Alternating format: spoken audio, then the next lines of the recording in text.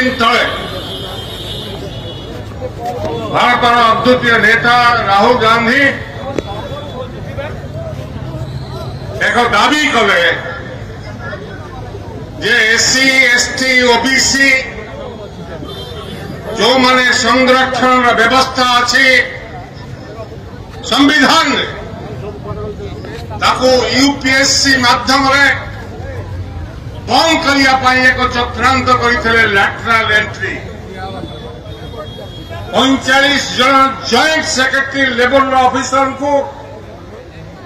भारत सरकार मुख्य दायित्व रखापी जो निष्पत्ति करते राहुल गांधी गोटे वक्तव्य भारत वर्ष चहल सृष्टि हवा एवं नरेंद्र मोदी बाध्य से नोटिफिकेशन को फेरवाई से सभा राहुल गांधी को अशेष अशेष धन्यवाद जे ए प्रकार एक संकट रु भारत वर्ष को रक्षा कर आज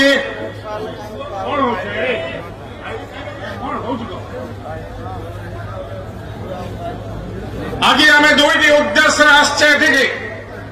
प्रथम उद्देश्य है जो हिडेनबर्ग कंपनी अदानी एवं नरेंद्र मोदी एवं सेबीर जो नेक्सस